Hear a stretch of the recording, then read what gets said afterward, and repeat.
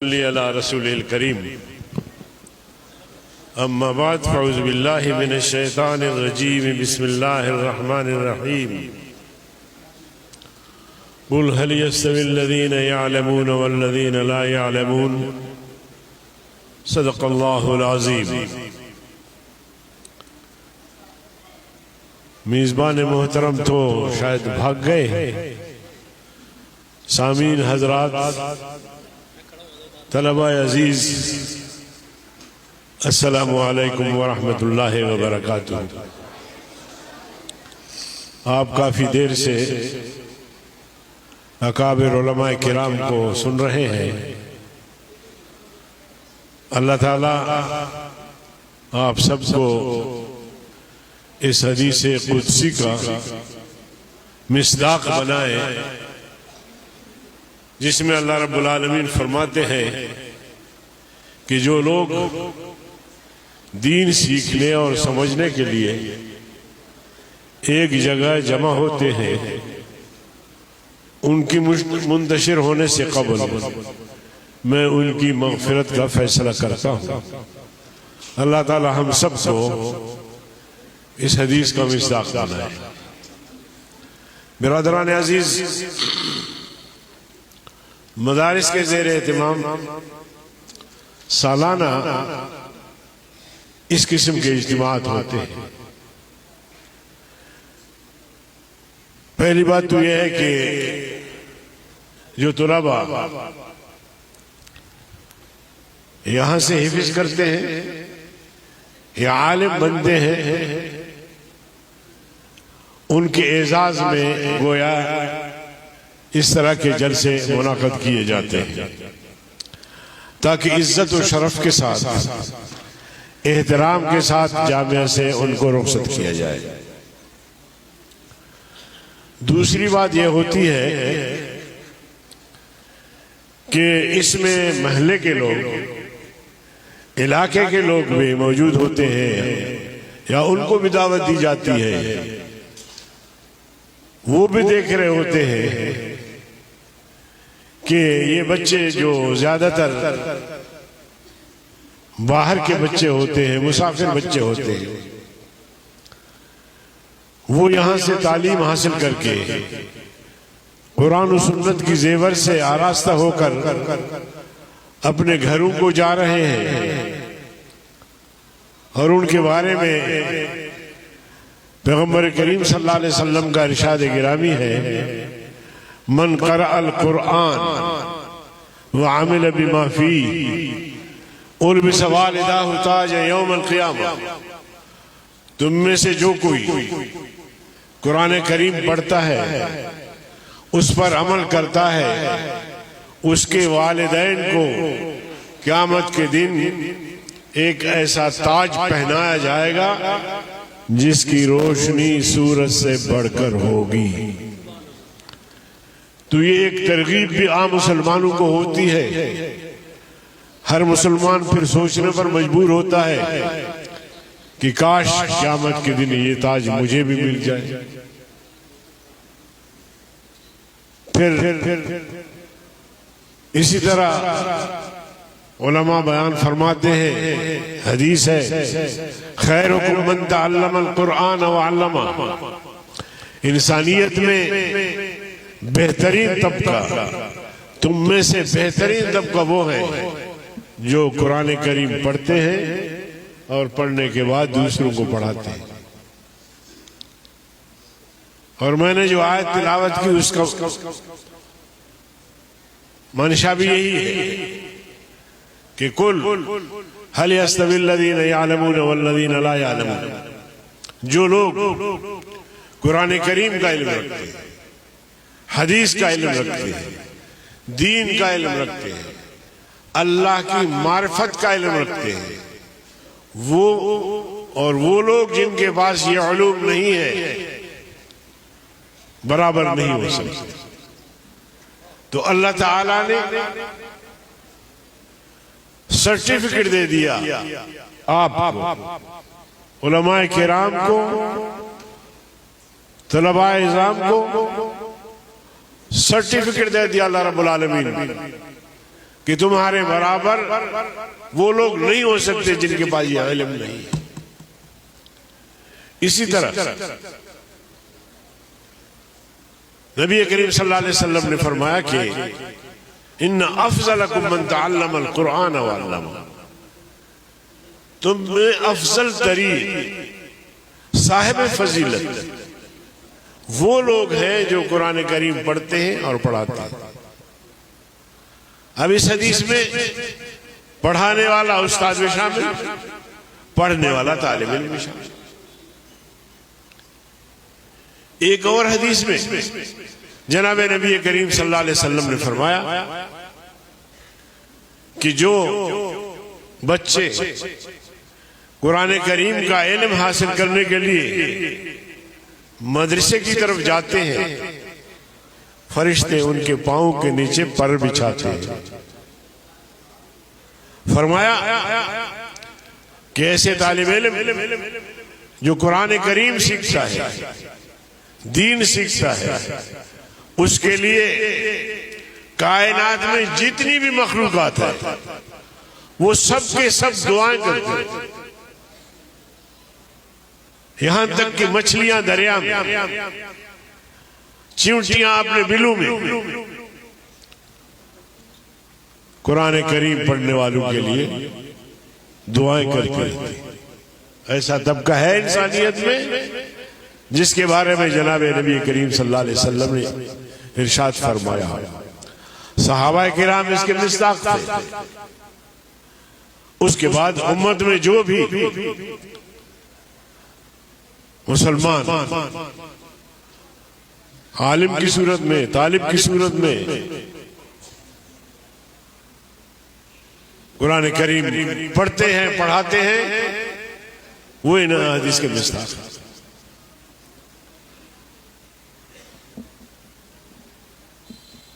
दुनिया भर में और बिलखुसूस पाकिस्तान में, हिंदुस्तान में, बांग्लादेश में, नेपाल में, इंडोनेशिया, मलेशिया, मदारिस मौजूद हैं और वो क़ाल अल्लाह व क़ाल रसूल की सदाएं बुलंद रखे हुए हैं। और यही वजह है कि इस्लाम अपने आबुताब के साथ इस कायनात में मौजूद है। और बिलखुसूस पाकिस्तान, जो पाकिस्तान हमारा मुल्क है, हमारा वतन अजीज है, इस रियासत में जो दीनी मदारिस का किरदार है वो तो हमारे सामने है।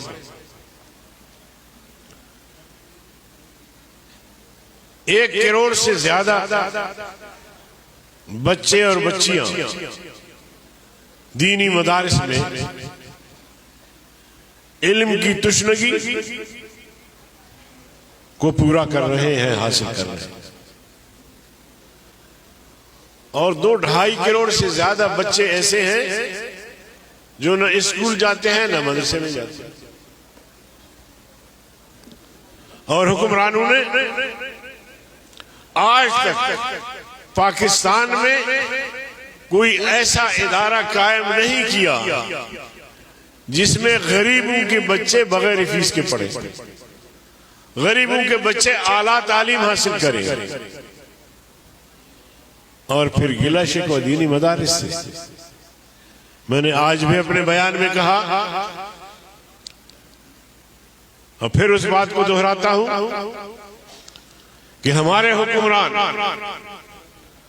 जो माशाअल्लाह आर्मी चीफ भी हाफिज कुरान है, वो सबसे पहले मौलाना फजल रहमान साहब, मौलाना मोहम्मद तकी उस्मानी साहब, मुफ्ती मुनीबुर रहमान साहब, मौलाना अब्दुल करीम आबिद साहब की खिदमत में हाजिर होते और कहते कि शुक्रिया उलमाए किराम, प्राइवेट सेक्टर में आप 1 करोड़ से ज्यादा गरीब बच्चों और बच्चियों को तालीम दे रहे हैं मुफ्त में।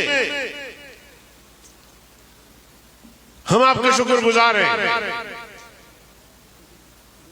है इनमें जुर्रत कि इजहार तशक्कुर के लिए आए और ये कहें, बल्कि उल्टा दीनी मदारिस को तंग किया जा रहा है, मुंतजिमीन को तंग किया जा रहा है। मदारिस का किरदार है मेरे अजीज दोस्तों। पाकिस्तान की आजादी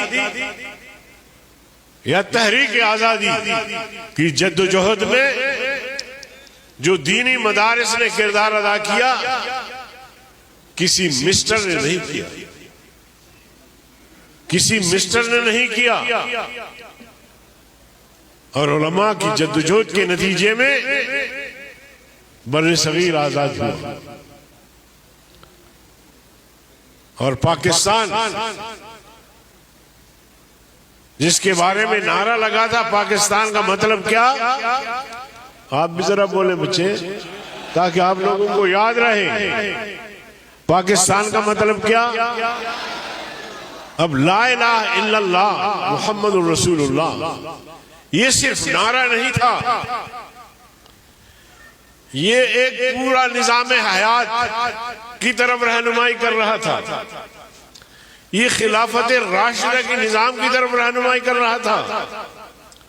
ये शरीयत और दीन इस्लाम की तरफ रहनुमाई कर रहा था।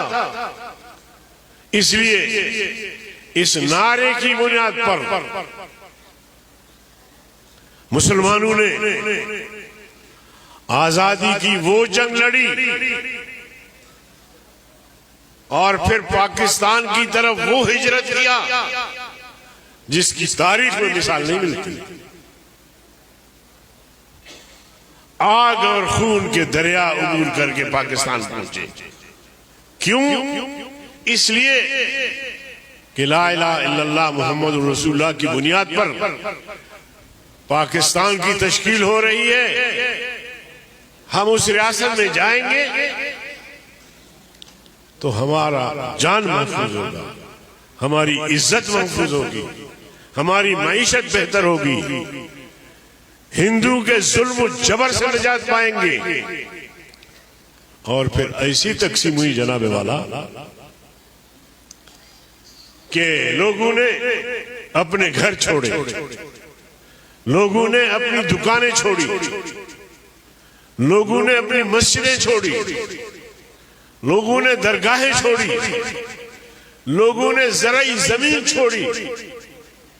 रास्ते के मुश्किलात और मसाब उसके अलावा, लेकिन वो ये समझ रहे थे कि जहां हम जाएंगे या जा रहे हैं वो एक ऐसी रियासत होगी जहां अमन मिलेगा, जहां इंसाफ मिलेगा, जहां खुलफाए राशिदीन का निजाम होगा, जहां खलीफा वक्त ने कहा कि लौमात अलकर्म जुअन अला शत्र लकाना उमर मस्ऊलन अन्हु यौमल क़ियामा।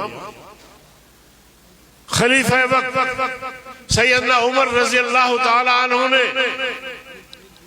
फरमाया कि दरियाए फुरात के किनारे पर अगर मेरी हुकूमत में, मेरी खिलाफत में कोई कुत्ता भी भूख से मर जाएगा तो मुझसे क़यामत के दिन उस कुत्ते की भूख के बारे में पूछा जाएगा कि तुम्हारी खिलाफत में कुत्ता भूख से क्यों मरा। ये ज़हन बनाया उलमा ने। कहते जना साहब ने पाकिस्तान आजाद किया, जना साहब की बस की बात ही नहीं थी। अल्लामा शबीर अहमद उस्मानी दारुल देवबंद के फारिग फजला ने ये तहरीक चलाई। ये जो आज हमें हुब्बुल वतनी का दर्स देते हैं, उनसे मैं पूछना चाहता हूं, उनसे मैं पूछना चाहता हूं कि बताओ, तहरीक आजादी में या पाकिस्तान की तहरीक में आपका भी खून शामिल है? हमारा खून भी शामिल है तज़यीन गुलिस्तान में, हमारा खून भी शामिल है तज़यीन गुलिस्तान में। हमें भी याद कर लेना चमन में जब बहार आए। मेरे अकाबिर फांसियों पे लटक गए, तुम्हें सरकारी खिताब मिला, तुम्हें नवाब का खिताब मिला।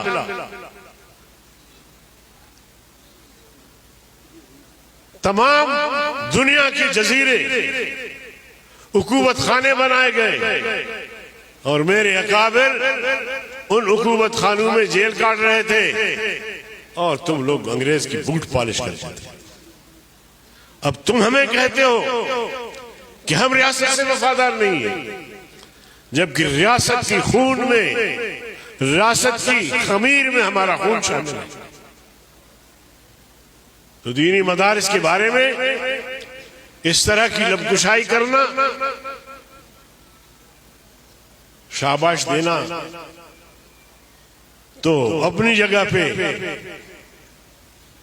किरदार खुशी कर रहे हो, मदारिस को बोझ समझ रहे हो। कोई मदरसा आपसे एक पाई में इमदाद नहीं ले। मुसलमान है, महलेदार है, वो अपना फर्ज समझ के, दीन समझ के कुरान करीम पढ़ने वालों की खिदमत करते हैं। तुम्हें क्या तकलीफ है जनरल साहब? तुम्हें क्या तकलीफ है? तुम्हें क्या मजबूरी है वजीर आजम साहब, सदर साहब? तुम्हें क्या तकलीफ है?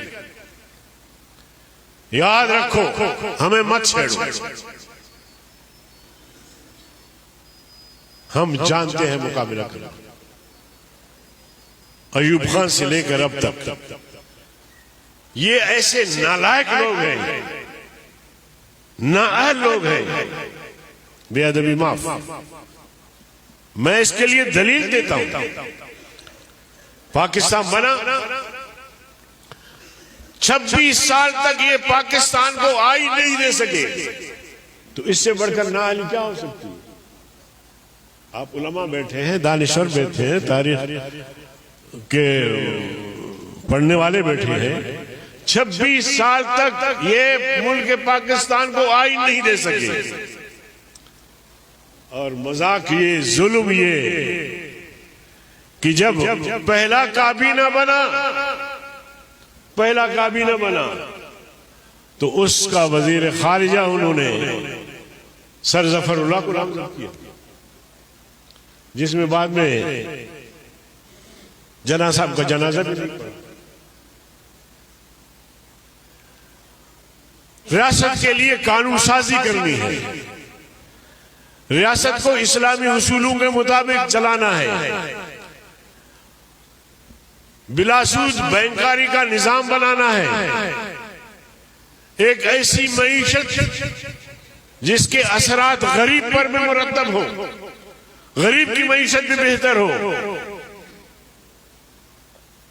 जनाब अली वजीर कानून हिंदू को बना दिया, जोगिंदरनाथ मंडल, और वजीर खारिजा कौम का तर्जुमान, वजीर कानून साजी करना है, पहली मर्तबा काबीना बना है। तो ये है इनकी अहलियत, ये है इनकी रियासत से, रियासत के मकासद से दिलचस्पी, वफादारी। और फिर हमें कहते हो हमने तुम्हें 22 मुकात बना के दिया, तुमने कहा कि किसका इस्लाम? देवबंदी का इस्लाम, बरेलवी का इस्लाम, शिया का इस्लाम, किसका इस्लाम? हमने तुम्हें 22 मुकात बना के दिया, तमाम मजहबी मकातब फिक्र को इकट्ठा किया, सबके इत्तेफाक से हमने तुम्हें मुसवदा पेश किया, आप नाफिज नहीं कर सकते। तुम्हारे साथ हिसाब करेंगे, इनको ऐसे हमने नहीं छोड़ना कि ये बदमाशी करें, जब भी चाहे उलमा के खिलाफ, मदारिस के खिलाफ बकवास करें तो हम दब जाएं, नहीं, सवाल पैदा नहीं होता। आओ हमारे साथ हिसाब करो, तुम किस हद तक वफादार हो, तुमने किस हद तक कुर्बानी दी है, तुम अपना रिकॉर्ड पेश करो, हम भी करते। पाकिस्तान में 26 साल बाद पाकिस्तान को 73 का आइन मिलता है, वो भी उस वक्त जब मेरे अकाबिर पार्लियामेंट में पहुंचते। जब मुफ्ती महमूद पहुंचता है, जब मौलाना गुलाम गौस हज़ारी भी पहुंचता है, जब मौलाना अब्दुल हक साहब पहुंचते हैं, तो तब पाकिस्तान को आईन मिलता है और एक इस्लामी आईन। तुम ये सवाल कर सकते हो मुझसे कि हुकूमत तो भुट्टो साहब की थी, तो इस्लामी आईन की तुम कैसे बात कर रहे हो? और ये बात कि हमने ये आईन दिया। दोस्तों भाइयों, आप इस बात को बखूबी जानते हैं कि भुट्टो साहब ने सोशलिज्म के नाम पे वोट लिया कि नहीं लिया? सोशलिस्ट था, सोशलिज्म का नारा लगाया, रोटी कपड़ा और मकान का नारा लगाया। तो अगर भुट्टो साहब की मर्जी से, मंशा से उसके आईन और मंशूर के मुताबिक आईन बनता, तो आईन सोशलिज्म की तरफ रहनुमाई करता, लेकिन आईन इस्लामी है। खान अब्दुल वली खान ने नेशनलिज्म का नारा लगाया, सरदार अताउल्लाह मेंगल नेशनलिज्म का नारा लगाया, नेशनलिस्ट थे। अगर उनकी बात मानी जाती तो कौमियत पर मबनी पाकिस्तान का आईन होता, जबकि आईन इस्लामी है। और आईन कहता है कि कुरान और सुन्नत के मुनाफी कोई कानून नहीं बनेगा। तो ये किसका नारा था? मेरा नारा था या भुट्टो साहब या सरदार अताउल्लाह मेंगल? हमारे अकाबिर ने दलाइल और बराइन से उन्हें समझाया और कायल किया कि ये मुल्क ला इलाहा इल्लल्लाह मोहम्मद रसूलुल्लाह के नाम पे बना है, लिहाजा इसका आईन इस्लामी होगा। मेरे अजीज दोस्तों, खत्म नबूवत की तहरीकें चलती रही, 90 साल हो चुका था, खत्म नबूवत का मसला हल नहीं हुआ। एक तहरीक में 10,000 से ज्यादा मुसलमान शहीद हुए।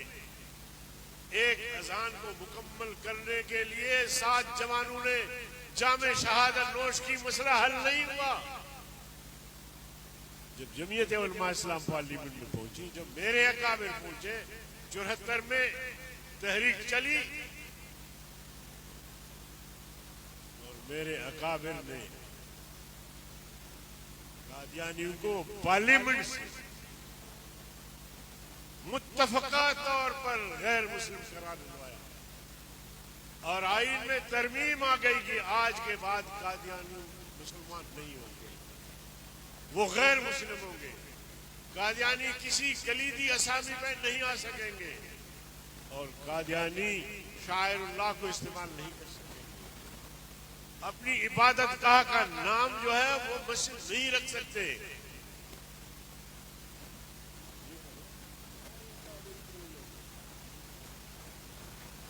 मैं इसलिए कह रहा हूं कि वो तबका जो रोज़े अव्वल से मुसल्लत रहा, जो इंतहाई नालायक थी और उसके पीछे इस्टेब्लिशमेंट थी, आज भी वही तबका है, वही नालायक, वही नाअहल। उनको बस एक बात आती है कि पाकिस्तान को दोनों हाथों से लूटो, लोगों को तंग करो, टैक्स ले लो, जुर्माने करो, कैद में डाल दो और कोई खिलाफ बात करे तो उसको पकड़ लो। इसके अलावा आज तक पाकिस्तान को माशी तौर पर अपने पांव पे खड़ा नहीं कर सके। इसलिए उलमा किराम घबराने की कोई जरूरत नहीं है। हम इनका मुकाबला करेंगे, इनको आईना दिखाएंगे, इनको बताएंगे कि तुम गलत जा रहे हो, मुल्क की मईशत को ठीक करो। 30 से 40% लोग, कराची के भाइयों, 30 से 40% लोग गुर्बत के लकीर से नीचे जिंदगी गुजार रहे हैं। लोग भूखे मर रहे हैं। तुम कहते हो कि मईशत में बढ़ोतरी आ गई। बलूचिस्तान आप जाएं, क्या सूरत हाल है, सफर नहीं कर सकेंगे आप। एक पुरअमन शहरी, एक बाइज़त शहरी सफर नहीं कर सकते। यही हाल है खैबर पख्तूनख्वा का।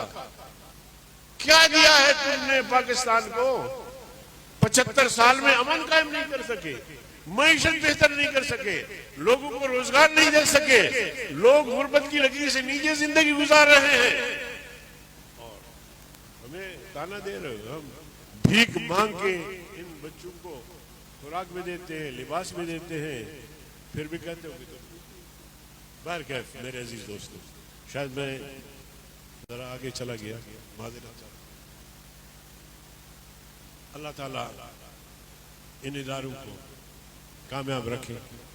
और मैं इस ज़मीन में ये जरूर कहना चाहूँगा अहले महल्ला से भी, कराची के अवाम से भी, कि दीनी मदारिस, ये मौलवी साहब जो यहाँ मुंतज़िम आला है, ये अकेले उनका मदरसा नहीं है, ये अहले महल्ला का है, ये तमाम मुसलमानों का है।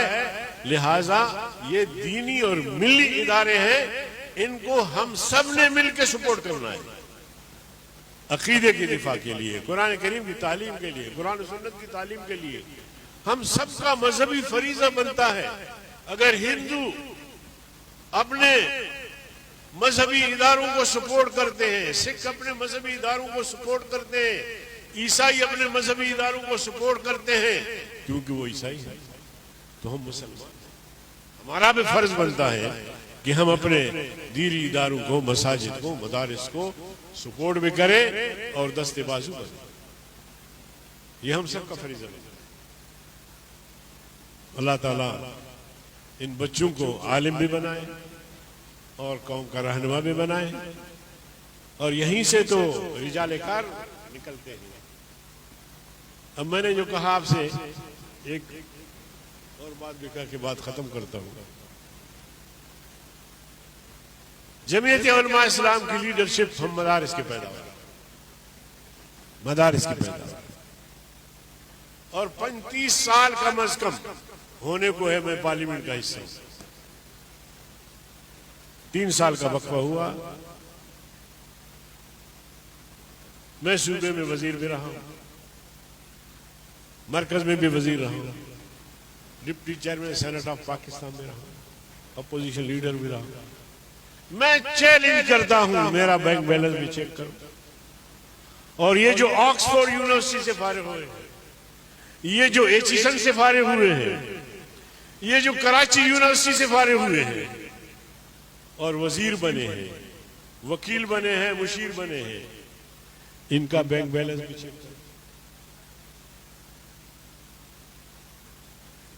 मेरे पार्टी कायदे जमीयत समेत अगर वहां दुरानी वजीर आला रहे, मुफक्किर इस्लाम मौलाना मुफ्ती महमूद वजीर आला रहे, चेक करो ना हमारा भी बैंक बैलेंस कि हम पहले क्या थे, अब कितना इजाफा हुआ है, और पकड़ो हमें। अगर एक पाई का भी नजर आए ना तो हमें चौक पे लटका दो, हम चैलेंज करते आपको। मैं मदरसे का पैदावार, मदरसे में मुझे बताया गया कि बेटा अगर तुम्हें कोई मनसब मिले, सरकारी मनसब, तुम्हारे पास कौम की अमानतें हो तो उसमें ख्यालत नहीं। मैं भी बन सकता था, कराची में मेरा घर होता, बड़ा बंगला, कोयठा में अलग होता, लाहौर में अलग, मुल्तान में अलग, इस्लामाबाद में। और आप यकीन जानिए, मैं मस्जिद में बोल रहा हूं, आप आए इस्लामाबाद का भी सर्वे करें, अभी तक इस्लामाबाद में 35 साल में मैं घर नहीं बना सकता। वही MNA हॉस्टल में रहा, और वो करप्शन के जब नामवर और महा करप्ट लोगों की लिस्ट पार्लियामेंट में पेश हुआ, वो अभी भी कौमी असेंबली का रिकॉर्ड है, आप चेक कर सकते हैं। जमीयत का कोई मेंबर नहीं था, जमीयत का कोई मेंबर नहीं था। नंबर 2, बहुत सारे लोगों ने मालियाती इदारों से पैसे लिए, बैंक से पैसे लिए, हुकूमत की सिफारिश पे अरबों रुपए लिए और फिर माफ करवाए। समझ आ रही है? उनकी फहरिस्त भी कौमी असेंबली में पेश हुआ। अल्लाह का शुक्र है कि उसमें भी जमीयत उलमा इस्लाम का कोई कारकुन नहीं था। अब ये तो रिकॉर्ड की चीजें हैं ना जो मैं बात कर रहा हूं, कोई बिला वजह नहीं, कोई चेक कर सकता है। तो मैं मदरसे से चलकर गया हूं ना, 35 साल जो पार्लियामेंट में रहा हूं, मैं मदरसे से चलकर गया। मौलाना फजल रहमान मदरसे से चलकर गया है। ये जो हमारे दीगर अकाबरीन है वो मदरसे से चलकर गया है। वो भी करप्शन कर सकते, वो भी मालियाती इदारों से पैसे लेके फैक्ट्रियां बना सकते थे, क्यों नहीं किया? तो आप अपनी अहलियत तो देखिए, आप अपनी सलाहियत तो देखिए, आप अपनी मुल्क की खिदमत को तो देखिए कि मुल्क की खिदमत क्या,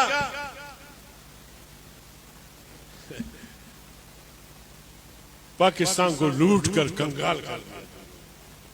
अब इनसे निजात भी जरूरी है, सिर्फ बुरा नहीं समझना। मर्रा मिनकुम मुनकरन फलयुगय्यिरहु बियदिही।